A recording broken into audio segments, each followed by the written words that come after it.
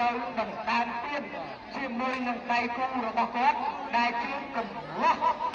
រូបរស់កាត់មកពីមហាសេដ្ឋីមហាក្នុងរបស់យើងវិញម្ដងតើនឹងទៅជាយ៉ាងណាខ្សែទឹកខាងក្នុងត្រូវតូចតែក្រោះរីឯខ្សែទឹកខាងក្រៅមហាមេពលមហាពវរកបដីបារមីមហានគរឥឡូវនេះយើងឃើញថាខ្សែទឹកខាងក្រៅ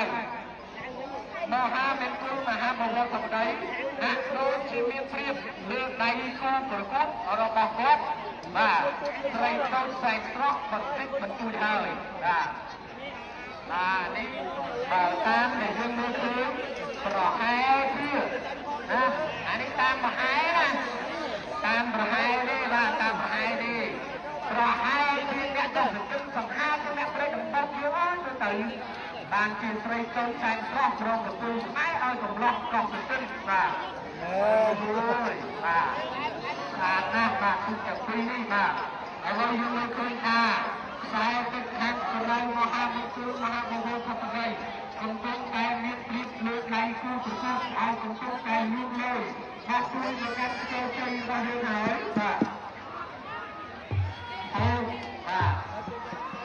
គឺបាទលើឡើងថាខ្សែទឹកខាងក្រៅ